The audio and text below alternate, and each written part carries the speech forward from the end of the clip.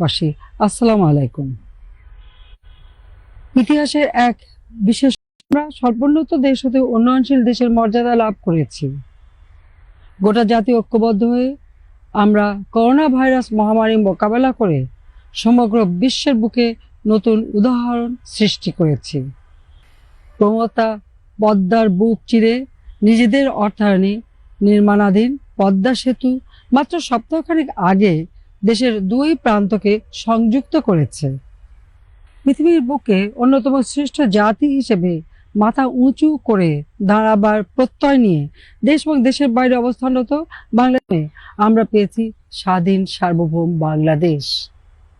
স্মরণ করছি জাতীয় নেতা সৈয়দ নজরুল ইসলাম, তাজউদ্দিন আহমেদ, ক্যাপ্টেন এম মনসুর আলী এবং AHM কামরুজ্জামানকে।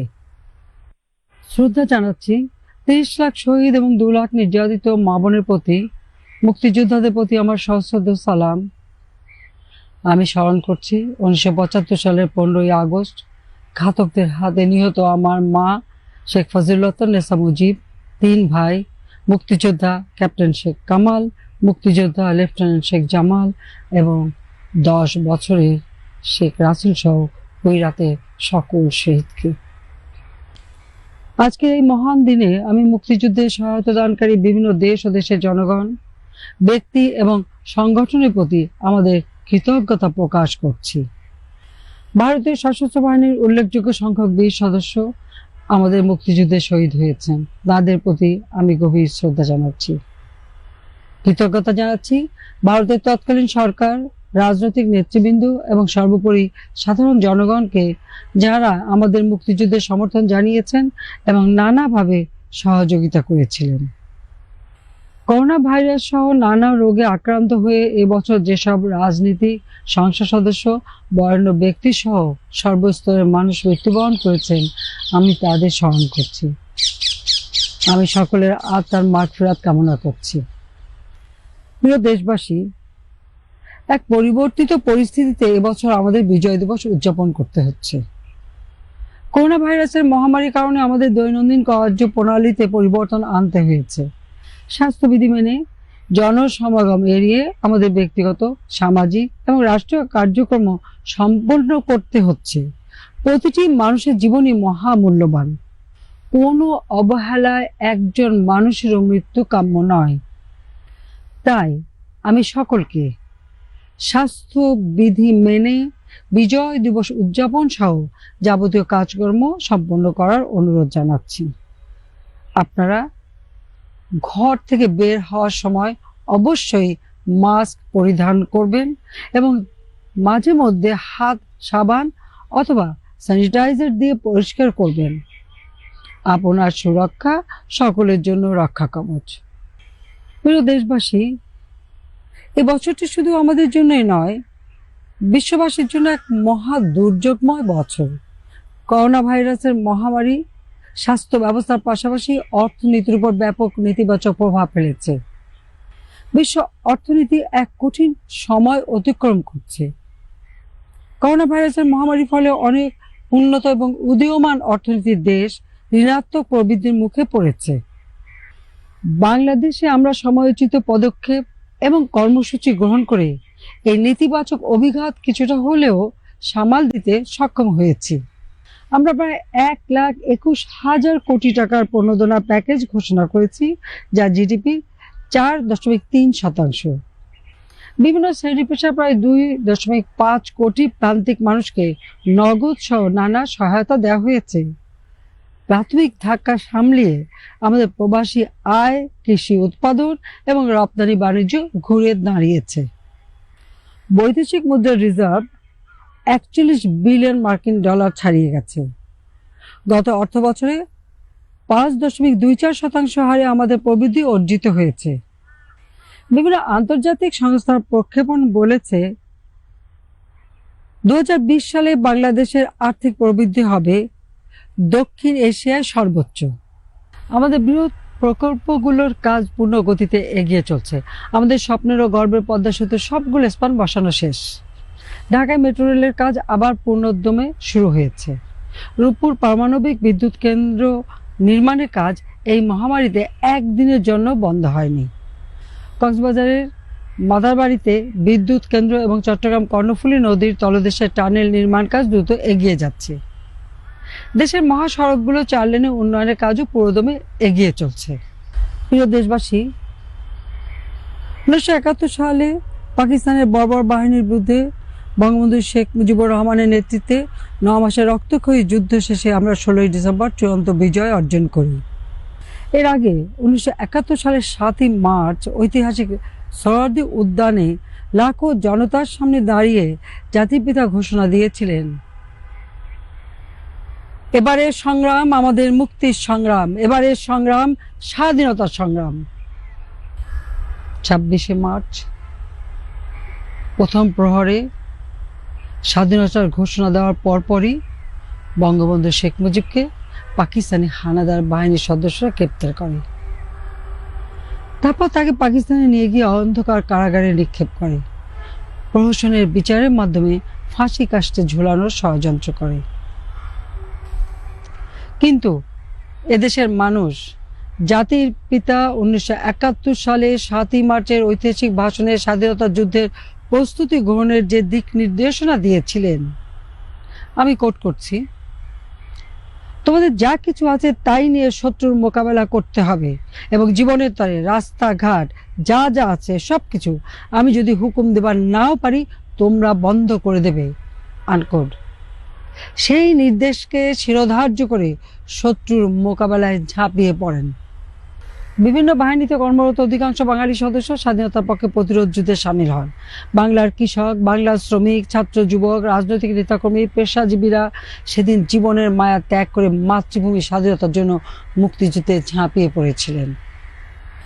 দখলদার পাকিস্তানি হানাদার বাহিনী এবং তাদের এদেশীয় দোসর রাজাকার আল বদর আল শামস বাহিনীর সদস্যরা লক্ষ লক্ষ নিরীহ মানুষকে হত্যা করে, হাজার হাজার নারীর সম্ভ্রম হানি করে, 1 কোটি মানুষকে দেশ ছাড়া করে, আরো 3 কোটি মানুষ নিজেদের বাড়িঘর ছেড়ে নিরাপদ আশ্রয়ে যেতে বাধ্য হয়। পোড়ামাটির নীতি গ্রহণ করে তারা কোটি কোটি বাড়িঘর লুট করে আগুন ধরিয়ে দিয়ে মাটির সঙ্গে মিশিয়ে দেয়। কিন্তু বাঙালি জাতি মাথা নত করেনি। অত্যাচার নিপীড়ন যত বেড়েছে, বাংলার মুক্তিগামী মানুষ ততই মরিয়া হয়ে শত্রু বাহিনীর উপর প্রতি আক্রমণ শানিয়েছে। অবশেষে মুক্তিবাহিনী এবং ভারতীয় মিত্র বাহিনীর কাছে দুর্দণ্ড প্রতাপশালী পাকিস্তানি সেনাবাহিনী আত্মসমর্পণ করতে বাধ্য হয়। বাঙালি অর্জন করে চূড়ান্ত বিজয়, বাংলাদেশ হয় শত্রুমুক্ত। প্রিয় দেশবাসী, জাতির পিতা যখন যুদ্ধ বিধ্বস্ত দেশ পুনর্গঠনে ব্যস্ত, দেশের মানুষের ভাগ্য উন্নয়নে দিনরাত অক্লান্ত পরিশ্রম করছেন, তখনই পরাজিত শক্তির দোসররা 1975 সালের 15ই আগস্ট তাঁকে সপরিবারে হত্যা করে। বঙ্গবন্ধু শেখ মুজিবকে হত্যার মাধ্যমে শুধু একজন ব্যক্তি মুজিবের মহাপ্রয়াণ হয়নি, তাকে হত্যার মাধ্যমে বাংলাদেশের অভ্যুদয়কে প্রশ্নবিদ্ধ করার প্রয়াস চালানো হয়।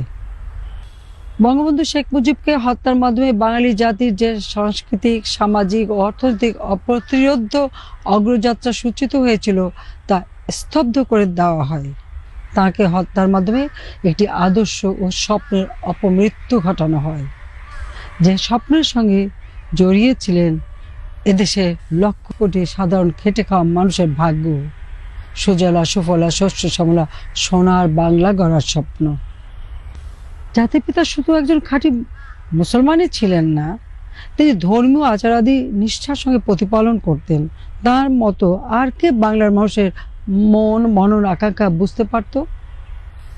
তাই তিনি যখন সংবিধান রচনা করেন, তখন মানুষের আশা আকাঙ্ক্ষার প্রতিফলন ঘটিয়ে বাঙালি জাতীয়তাবাদ, ধর্মনিরপেক্ষতা, গণতন্ত্র ও সমাজতন্ত্র এই 4টি মৌলিক বিষয়কে রাষ্ট্র পরিচালনার মূল নীতি হিসেবে গ্রহণ করেন। কিন্তু দুঃখের বিষয়, 75 পরবর্তী মুক্তিযুদ্ধের আদর্শ বিরোধী সরকারগুলো মুক্তিযুদ্ধের মাধ্যমে অর্জিত মূল্যবোধগুলোকে জলাঞ্জলি দিয়ে রাষ্ট্র ক্ষমতায় নিজেদের আসন চিরস্থায়ী করার পদক্ষেপ গ্রহণ করে, সামরিক জান্তা সঙ্গিনীর খোঁচায় সংবিধানকে ক্ষতবিক্ষত করে। সরকারগুলো তা কখনোই করেননি। আইন করে মদ জুয়া ঘোরদৌড় নিষিদ্ধ করা, ইসলামিক ফাউন্ডেশন প্রতিষ্ঠা করা, মাদ্রাসা বোর্ড স্থাপন করা, ওআইসি সদস্যপদ অর্জনের মতো কাজগুলো সম্পন্ন করেছিলেন। মুক্তিযুদ্ধ বিরোধী শক্তির মদতদাতা জিয়াউর রহমানের সব ধরনের বাধা উপক্রম করে বাংলার মানুষের এবং বাংলাদেশ আওয়ামী লীগের নেতা কর্মীদের আহ্বানে সাড়া দিয়ে 1981 সালে দেশে ফিরে এসে আমি দলের দায়িত্ব গ্রহণ করি। পিতার আদর্শকে ধারণ করে বাংলার মানুষের মুখে হাসি ফোটানোর ব্রত নিয়ে কাজ শুরু করি। 1975-এর বেগান্তক ঘটনার 21 বছর পর 1996 সালে জনগণের ম্যান্ডেট নিয়ে বাংলাদেশ আওয়ামী লীগ সরকার পরিচালনার দায়িত্বে আসে। 1996 থেকে 2001 মেয়াদে এবং 2009 থেকে আজ পর্যন্ত আমাদের সরকার দেশের আর্থসামাজিক ক্ষেত্রে অভাবনীয় উন্নয়ন সাধন করেছে। আমার সরকার ধর্মীয় শিক্ষা প্রচার এবং প্রসারে যত কাজ করেছে অতীতে কোনো সরকারই তা করে নাই। আমরা ইসলামী আরবি বিশ্ববিদ্যালয় স্থাপন করেছি, 80টি মডেল মাদ্রাসায় অনার্স কোর্স চালু করা হয়েছে, কওমি মাদ্রাসাকে স্বীকৃতি দিয়েছি, দাওরায়ে হাদিস পর্যায়ে মাস্টার্স মান দেওয়া হয়েছে, মাদ্রাসার শিক্ষকদের জন্য বিশেষ বরাদ্দ দিয়েছি, প্রতিটি জেলা উপজেলায় দৃষ্টিনন্দন মসজিদ নির্মাণ করা হচ্ছে, ইমাম মুয়াজ্জিনদের সহায়তার জন্য কল্যাণ ট্রাস্ট গঠন করে দিয়েছি, ইসলামিক ফাউন্ডেশনের আওতায় সারা দেশে মসজিদ ভিত্তিক পাঠাগার স্থাপন করা হয়েছে, লক্ষাধিক আলেম ওলামা কেরামের কর্মসংস্থানের ব্যবস্থা করা হয়েছে। তথাপি 1971-এর পরাজিত শক্তির একটি অংশ মিথ্যা বানোয়াট মন গড়া বক্তব্য দিয়ে সাধারণ ধর্মপ্রাণ মুসলমানদের বিভ্রান্ত করতে ইদানিং মাঠে নেমেছে, সমাজে অশান্তি সৃষ্টি করতে চাচ্ছে। জাতির পিতা 1972 সালে বলেছিলেন ধর্মকে রাজনীতির হাতিয়ার না করতে, কিন্তু পরাজিত শক্তির দোসররা দেশকে আবার 50 বছর আগের অবস্থায় ফিরে নিয়ে যাওয়ার স্বপ্ন দেখছে। রাজনৈতিক মদদে সরকারকে ভ্রুকুটি দেখানোর পর্যন্ত ধৃষ্টতা দেখাচ্ছে।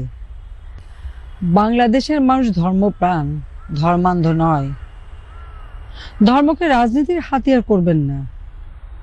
প্রত্যেকে নিজ নিজ ধর্ম পালনের অধিকার রাখেন। বাংলাদেশ সাম্প্রদায়িক সম্প্রীতির দেশ। মুসলমান, হিন্দু, বৌদ্ধ, খ্রিস্টান সকল ধর্মের বর্ণের মানুষের রক্তের বিনিময়ে এ দেশ স্বাধীন হয়েছে। এ বাংলাদেশ লালন শাহ, রবীন্দ্রনাথ, কাজী নজরুল, জীবনানন্দের বাংলাদেশ। এ বাংলাদেশ শাহজালাল, শাহপরাণ, শাহ মাকদুম, খান জাহান আলীর বাংলাদেশ। এই বাংলাদেশ শেখ মুজিবের বাংলাদেশ, 16.5 কোটি বাঙালির বাংলাদেশ। এদেশ সকলের। এদেশে ধর্মের নামে আমরা কোনো ধরনের বিভেদ বিশৃঙ্খলা সৃষ্টি করতে দেব না। ধর্মীয় মূল্যবোধ সমুন্নত রেখে এদেশের মানুষ প্রগতি, অগ্রগতি এবং উন্নয়নের পথে এগিয়ে যাবে। প্রিয় দেশবাসী, চলতি বছর আমরা জাতির পিতার জন্মশতবার্ষিকীর অনুষ্ঠানমালা উদযাপন করছি। যদিও করোনা ভাইরাসের কারণে আমাদের কর্মসূচিতে কিছুটা পরিবর্তন আনতে হয়েছে। আগামী বছর আমাদের স্বাধীনতার 50 বছর পূর্তি। করোনা ভাইরাসের এই মহামারী না থাকলে আমরা যথাযথ উৎসাহ উদ্দীপনার মধ্য দিয়ে স্বাধীনতার সুবর্ণ জয়ন্তী উৎসব উদযাপন করব ইনশাআল্লাহ। একই সঙ্গে চলবে জাতির পিতার জন্মশতবার্ষিকীর অনুষ্ঠানমালা। বঙ্গবন্ধু শেখ মুজিব বলতেন, ভিক্ষুক জাতিকে কেউ সম্মান করে না। আমরা বাংলাদেশে সেই দুর্নাম ঘুচিয়েছি। আন্তর্জাতিক মহলে বাংলাদেশ আজ একটি সমীহের নাম। আজকের বাংলাদেশ আর অর্থনৈতিকভাবে ভঙ্গুর বাংলাদেশ নয়। আজকের বাংলাদেশ স্বাবলম্বী বাংলাদেশ। একটা সময় ছিল আমাদের উন্নয়ন বাজেটের সিংহভাগ আসতো বিদেশি অনুদান থেকে। আজ বাজেটের 97% মেটানো হয় নিজস্ব অর্থায়নে। বাংলাদেশ কারো দয়া বা করুণার উপর নির্ভরশীল নয়। আমরা স্বল্পোন্নত দেশের তালিকা থেকে উন্নয়নশীল দেশের কাতারে সামিল হওয়ার যোগ্যতা অর্জন করেছি। জাতির পিতার স্বপ্ন ছিল ক্ষুধা দারিদ্র্যমুক্ত অসাম্প্রদায়িক সোনার বাংলাদেশ প্রতিষ্ঠার। আমরা তাঁর স্বপ্ন বাস্তবায়নের দ্বারপ্রান্তে। উন্নয়নের এই ধারাবাহিকতা আমাদের অব্যাহত রাখতে হবে, তবেই 2041 সালের মধ্যে আমাদের উন্নত সমৃদ্ধ দেশে পরিণত হওয়ার স্বপ্ন পূরণ হবে। প্রিয় দেশবাসী, বিজয় দিবসের প্রাক্কালে তা আসুন আবারও আমরা শপথ নিই, আমরা যেন লাখো শহীদের রক্তের ঋণ ভুলে না যাই। আমরা যেন মুক্তিযুদ্ধের অসাম্প্রদায়িক চেতনা ভুলণ্ঠিত হতে না দেই। যুবশক্তি, তরুণ সমাজ এবং নতুন প্রজন্মের কাছে আমার অনুরোধ, তোমরা তোমাদের পূর্বসূরীদের আত্মোৎসর্গের কথা কখনোই ভুলে যেও না। তাদের উপহার দেওয়া লাল সবুজ পতাকার অসম্মান হতে দিও না। যোগ্য উত্তরসূরি হিসেবে তোমরা তোমাদের পূর্বপুরুষদের বিজয় নিশান সমুন্নত রাখার শপথ নাও। এই বিজয় দিবসে প্রতিজ্ঞা করো, মুক্তিযুদ্ধের চেতনায় উদ্বুদ্ধ হয়ে এ দেশকে সোনার বাংলাদেশে পরিণত করবে। তবেই 30 লাখ শহীদের আত্মা শান্তি পাবে, জাতির পিতার স্বপ্ন পূরণ হবে। আমাদের জাতীয় কবি কাজী নজরুল ইসলামের ভাষায় বলতে চাই, চাহি না জানিতে বাঁচিবে অথবা মরিবে তুমি এ পথে, এ পতাকা বয়ে চলিতে হইবে বিপুল ভবিষ্যতে। সবাইকে আবারও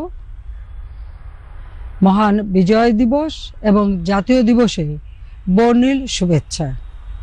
সবাই ভালো থাকুন, সুস্থ থাকুন, নিরাপদ থাকুন। মহান আল্লাহ আমাদের সকলের সহায় হন। খোদা হাফেজ। জয় বাংলা, জয় বঙ্গবন্ধু। বাংলাদেশ চিরজীবী হোক।